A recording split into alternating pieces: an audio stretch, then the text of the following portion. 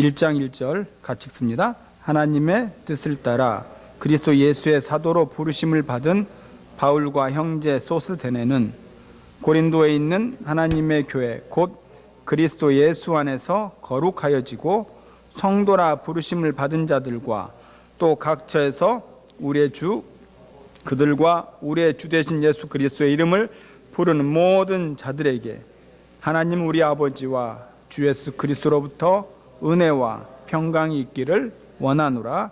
아멘. 자, 계속해서 우리 성도가 꼭 가져야 할 것, 끝까지 붙들어야 할 것, 그리고 우리 자녀들에게 꼭 줘야 할 것을 제가 지금 말씀을 드리고 있죠. 첫 번째 제가 믿음에 대해서 말씀을 드렸습니다. 그리고 두 번째는 예배, 자, 세 번째는 계시의 책 성경, 오늘은 네 번째 교회입니다. 세상 사람들이 교회에 대한 질문이 많이 있어요. 그것을 조금 압축해 보면 이렇습니다. 자, 교회 이름이 뭐야? 그 담임 목사님 성함은 어떻게 돼?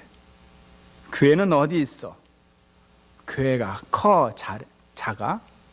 목사님 설교 잘해 못해? 이 정도로 압축할 수 있습니다. 예수님도 공생의 기간 동안 사람들에게 많은 질문을 받았어요. 그럴 때마다 귀찮아하지 아니하시고 자, 이렇다 저렇다 조목하게 답하셨습니다. 또는 정말 중요한 포인트는 내가 진실로 말하노니, 어떤 문제에 대해서 정말 투명하고 정확하게 말씀을 해주셨죠. 제자들과 함께 가이사랴 빌립보 지방에 가셨습니다. 그 가이사랴는 황제를 숭배하는 신전이 있는 도시입니다. 엄청난 도시죠. 그 도시에 있을 때에 예수님이 이제 질문을 합니다. 제자들 불러다 놓고, 자, 세상 사람들이 나를 누구라 하더냐? 그러니까 제자들이 이렇게 대답하죠. 자, 주님을 엘리야라고도 하죠. 또 세례 요한이라고도 하죠. 에레미야나 선지주 중에 하나이다라고 이야기하는 사람도 있습니다. 그래? 그렇다면 너희들은 나를 누구라 생각하느냐? 그때 시몬 베드로가 멋진 말을 하죠. 주는 그리스도시요 살아계신 하나님의 아들이시니이다. 옳도다. 내 말이 맞다. 그러나 이를 알게 하신 이는 하나님이시다 라고 베드로를 칭찬해 주었어요. 자, 이처럼 교회는 무엇입니까? 교회는 사람이에요. 하나님의 아들 예수 그리스도를 주라 고백하는 곳이 교회입니다. 그리고 그곳이 교인이라고 하는 거죠. 예수 그리스도를 그리스도라고 고백하고 예수 그리스도를 하나님의 아들이라고 고백하고 하나님의 지혜로 답하는 사람, 그 사람이 교인이요, 그게 교회라고 하는 것입니다. 예수님이 빌립보에 내려와 수많은 사람을 만납니다. 이 지상에서 사람들과의 만남을 마무리할 시점에 다다랐어요. 벳세다 들녘에서 만나고 갈릴리에서 만나고 나사렛에서 많은 사람을 만났는데 마지막 삶의 마무리할 곳으로 예수님이 이동을 하십니다. 그곳이 예루살렘이에요. 왜 예수님은 자기가 태어난 베들레헴 또는 활동의 무대였던 갈릴리, 나사렛에서 삶의 마무리를 하지 아니하고 예루살렘으로 가셨을까? 이것은 구약의 말씀을 이루시기 위해서 예수님이 올라가십니다. 신명기 16장 2절, 6절을 보면 하나님께서 오래전에 결정하신 유월절은 여호와의 이름을 두려고 택한 곳에서 보내신다. 즉 이 놀라운 명령에 합하시려고 예수님이 예루살렘에 올라가시는데 그 때를 유월절로 정한 것입니다. 유월절은 이스라엘 사람들에게 중요한 3대 명절 가운데 하나죠. 유월절, 오순절, 초막절이 3대 명절인데 그 중에 하나 이 유월절을 택하시고 하나님의 이름을 두려고 한 그곳으로 예수님이 마무리하려고 올라가시는 것이죠. 유월절을 기념하는 그 시간을 예수님이 갖고 싶었던 것입니다. 예수께서 제자 중에 둘을 부르시죠. 베드로와 요한입니다.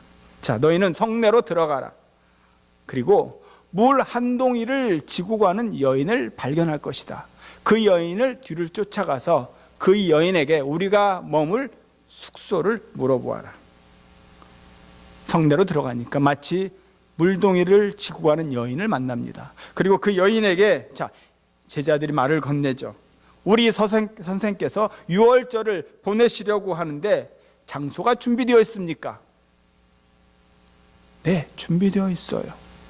그리고 예수님과 제자들은 그 여인이 준비한 곳으로 유월절을 보내러 올라갑니다.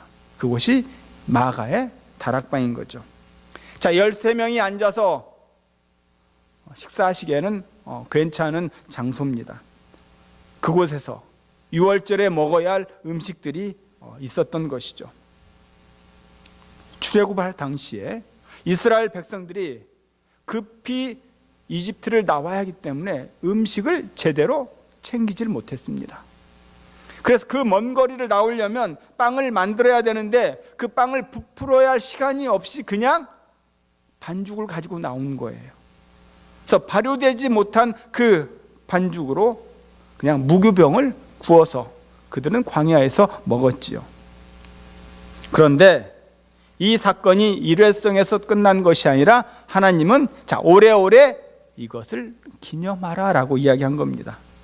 그것이 유월절인 거예요. 애굽에서 유월절 사건이 있었죠. 계속 지켜왔는데 이 여인의 다락방에서 올라가셔서 12 제자들과 그 유월절을 잡수시고 싶었던 것입니다.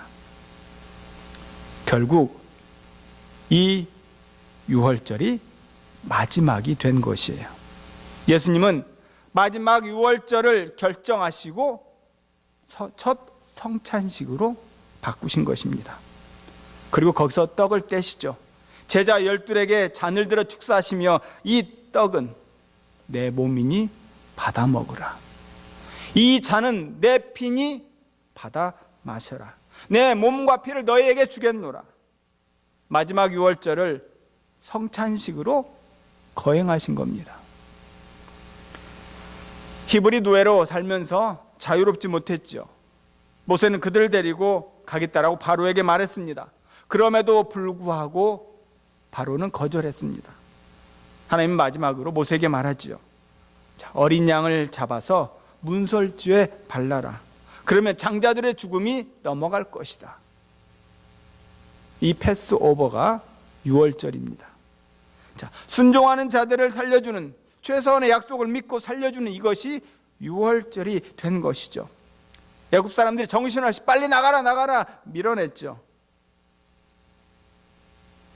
작은 순종, 양을 잡고 피를 바르고 순종을 통하여 장자들이 살아나는 그 복을 이스라엘 백성들이 얻은 겁니다. 참으로 놀라운 복이 아닐 수 없는 거죠. 모세는 이 아름다운 순간을 매년 기념하라. 그래서 지속적으로 기념하다가 예수 그리스도께서 마지막 유월절을 보내시면서 성찬식으로 바꾼 겁니다. 그러니까 오늘날 우리가 드려지는 이 성찬식은 유월절을 기념하는 거죠. 예수께서 친히 양이 되셔서 찢기시고 그로 말미암아 우리를 살리신 것입니다. 마지막 무렵에 유월절 한가운데서 행하신 놀라운 일이에요. 제자들과 함께 성찬식을 거행했습니다. 그리고 앞으로 이것을 영원히 기억하라.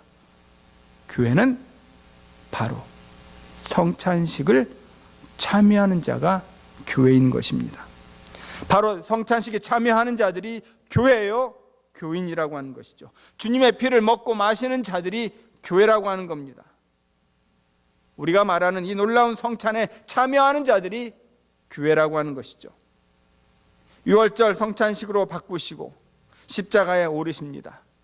이를 위해서 땀방울이 핏방울이 되도록 기도하시죠. 간곡하게 기도합니다. 아버지여, 만일 할만하시거든 이 잔을 내게서 지나가게 하옵소서. 그러나 나의 원대로 마옵시고 아버지의 뜻대로 하옵소서. 십자가를 지는 것은 하나님의 뜻이었던 거죠. 그래서 예수님은 십자가에 올라셨습니다. 하나님은 구약에 있는 이사야 선지자를 통해서 그가 찔림은 우리의 허물을 인함이요 그가 상함은 우리의 죄악을 인함이라. 그가 징계를 받음으로 우리가 평화를 누리고 그가 채찍에 맞음으로 우리가 나음을 입었도다. 우리는 다 양 같아서 그릇 행하여 각기 제 길로 갔거늘 여호와께서 우리 무리의 죄악을 그에게 담당시키셨도다. 이사야 53장의 말씀이죠. 그가 누구입니까? 예수 그리스도시죠. 우리 무리의 죄악을 담당하시기 위해서 십자가에 오르신 이것, 바로 하나님의 뜻입니다. 하나님의 놀라운 뜻을 이루시기 위해서 십자가에 예수 그리스도께서 올라가신 거예요. 그가 찔림은 우리의 허물 때문입니다. 그가 맞음으로 우리가 평화를 누리게 된 것이죠. 이것이 하나님이 예수를 통해 이루시겠다라고 하는 하나님의 놀라운 계획이에요. 이 계획에 순종하시기 위해서 예수님이 십자가에 달라 오르셨습니다. 그런데 십자가에 오르셨다가 금방 내려오지 않았어요. 자, 모든 것들을 다 쏟아 부으시고 예수님이 십자가에서 내려오시죠. 십자가에 있을 때 뭐라고 말합니까? 엘리 엘리 라마 사박다니, 나의 하나님이여 나의 하나님이여 어찌하여 나를 버리시나이까. 다윗의 그 고백의 시를 예수님이 인용을 했던 것이죠. 왜 이처럼 예수님의 그 처벌이 이렇게 높은 겁니까? 왜 이렇게 강도 높게 예수님을 십자가에 달려 죽게 해야 했을까요? 하나님이 우리를 보시니까, 우리 각자의 죄를 묶어 보니까 십자가에 올려놓지 않고는요 하나님의 공의를 이루실 수 없기 때문에 예수님이 강도 높은 십자가를 지게 된 것입니다. 예수님이 처벌을 다 받으신 후에 마지막에 다 이루었다라고 이야기하죠. 그때에 예루살렘 성전의 휘장이 둘로 나누어집니다. 예루살렘의 성전에는 성소와 지성소로 되어 있죠. 지성소에는 인간이 들어갈 수 없는 곳이고 대제사장만 1년에 한 차례 들어갈 수 있는 곳입니다. 그런데 성소와 지성소를 가리고 있는 커튼이 둘로 쪼개졌다라고 이야기하고 있어요. 바로 예수님이 처벌을 받으심으로, 예수님께서 십자가에 달려 돌아가심으로 우리 인간들이 하나님과 평화를 본격적으로 맺었다라고 하는 것이에요. 그런 의미에서 유월절날 성전에 올라간 것은 아주 의미 있는 것입니다. 즉 성전의 기능은 소멸된 것이고 하나님의 성전으로 바뀐 것이죠. 여러분, 교회가 무엇입니까? 사람이에요. 사람이라고 말할 때 교회는 예수 그리스도의 몸을 통해서 이루어진 존재가 바로 교회입니다. 교회라고 말할 때 그것은 살아계신 하나님의 아들을 하나님의 지혜로 알아보는 사람, 주님의 살과 피를 먹고 마시는, 성찬에 참여하는 사람, 그리고 그가 찔림으로 구속을 입은 사람, 그 나음을 입은 사람이 그 건물이 완성이 되면 다윗과 솔로몬을 통해서 짓게 하신 그 건물보다도 더 위대한 예수 그리스도의 몸을 통해 만든 작품이 나라고 하는 사실을, 바로 내가 교회라고 하는 것입니다. 하나님이 나, 즉 교회를 세우시기 위해서 찔림을 받았고 상함을 입었던 것이에요. 그리고 십자가에 달려 돌아가심으로 하나님과의 깨졌던 그 관계를 회복시켜 주신 겁니다. 우리는요 그렇게 해서 만들어진 거예요. 교회는 그렇게 해서 탄생이 된 겁니다. 그래서 너희는 성전보다 더 크다고 그랬어요. 공생의 3년 동안 성전에서 수많은 사람을 가르치시고 그리고 그들에게 복음을 전파하셨죠. 주님은 다윗이 성전을 지을 때 하나님이 기뻐하셨습니다. 솔로몬이 7년 동안 성전을 지을 때에 하나님께서 크게 기뻐하셨어요. 그래서 부귀영화를 허락하셨습니다. 그런데 그 성전의 기능이 예수 그리스도께서 십자가에 달려 돌아가심으로 소멸됐다라고 하는 사실이에요. 그리고 예수님의 죽으심으로 말미암아 하나님께서 그 아들 예수를 통해서 이루고자 하는 가장 아름다운 살아있는 물체, 바로 우리를 만들어 주신 겁니다. 그것이 교회라고 하는 것이에요. 처음에 베드로와 요한이 이해하지 못했습니다. 베드로와 요한이 유월절을 성찬식으로 바꾸고 예수의 몸과 피를 체험을 했습니다. 그 다음 십자가의 지심으로 죄로부터 자유케 함을 얻었어요. 예수님이 베드로와 요한에게 만나서 이야기합니다. 부활하시고 승천하신 그 예수께서 그 제자들에게 이렇게 기도하라 그러죠. 예수의 이름으로 기도하라. 부활하신 예수의 이름으로 하나님 앞에 나아오라 당부합니다. 베드로와 요한이 성전에 올라갑니다. 그때 성전 앞에 거린을 만나죠. 그 거린은 얻어먹는 사람이에요. 자신에게 도와줄 사람을 찾고 있는 거죠. 나 좀 도와주세요라고 외칠 때에 베드로와 요한이 그 거린에게 다가갑니다. 내가 너에게 줄 것이 없다. 나에게는 금과 은이 없다. 그러나 내가 가지고 있는 것을 너에게 주겠다. 곧 나사렛 예수의 이름으로 일어나 걸으라. 교회는 예수의 이름을 주는 곳이어야 합니다. 교회는 예수의 이름을 전달하는 사람이어야 돼요. 이 놀라운 사실을 갖고 있는 것이 교회입니다. 이게 바로 성도라고 하는 것이죠. 자, 처음에 바울도 예수에 대해서 몰랐어요. 그러나 다메섹 도상에서 예수를 만나 진리를 깨닫습니다. 구약 성경의 모든 계획이 예수를 통해서 하나님의 궁극적인 그런 일들이 이루어 간다라고 하는 것을 깨달았어요. 세계 경영의 놀라운 비밀을 바울이 깨닫습니다. 그리고 그는 복음 전파하는 일을 게을리하지 않았어요. 그래서 갈라디아서 교인들에게 이야기하죠. 내가 그리스도와 함께 십자가에 못 박혔나니 그런즉 이제는 내가 산 것이 아니요 내 안에 그리스도께서 사신 것이라. 이제 내가 육체 가운데 사는 것은 나를 상하사 자기 몸을 위하여 십자가에 버리신 믿음 안에서 사는 것이라. 뿐만 아니라 골로새 교인들에게도 편지를 하죠. 그리스도의 남은 고난을 그의 몸된 교회를 위하여 내 육체에 채우노라. 예수님께서 다 이루셨다라고 말씀하셨어요. 더 이상 구원을 위해서 어떠한 고난의 대가가 필요 없다라고 이야기합니다.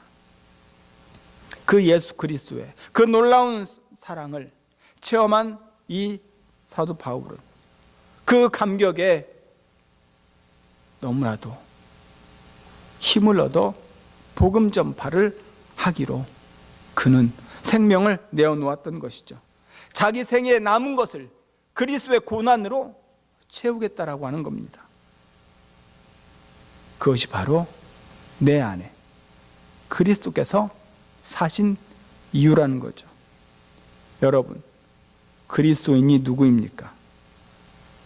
바로 내 안에 그리스도께서 사시는 것이라 고백하는 자가 교회라고 하는 거죠. 우리는요, 예수의 살과 피를 마시는 것으로 끝내서는 안 됩니다. 예수 그리스도께서 내 안에 사신 것, 이것을 바로 고백하는 것, 그것이 교회라고 하는 거죠. 우리 흔히 내 안에 너 있다 이야기하죠. 내 안에 그리스도가 있어야 합니다. 진실로 내 안에 그리스도께서 사신다라고 하는 이 놀라운 사실을 우리는 감격해야 돼요. 사도 바울이 고린도 교회에 말합니다. 너희가 하나님의 성전인 것을 알지 못하느냐. 우리가 계속해서 교회라고 하는 것이 무엇인지 다시 한번 마음에 깊이 새길 수 있기를 바랍니다. 말씀을 정리합니다. 교회가 누굽니까? 교회는 무엇입니까?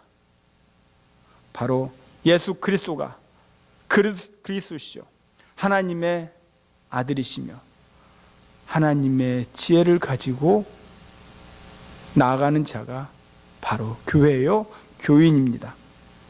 예수 그리스도께서 마지막 유월절을 함께 하시고 그 유월절을 성찬식으로 바꾸셨는데 바로 예수 그리스도의 몸과 그리고 피를 마시는 자, 즉 성찬에 참여하는 자가 교회요 교인이어야 합니다.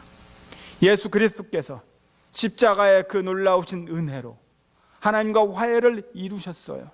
그래서 성전보다도 더 위대하고 더 큰 건물을 지으셨는데 그게 바로 나라고 하는 사실, 이 사실을 고백하는 곳이 교회요 교인이어야 합니다. 그리고 내가 예수 그리스도 이름을 주는 것,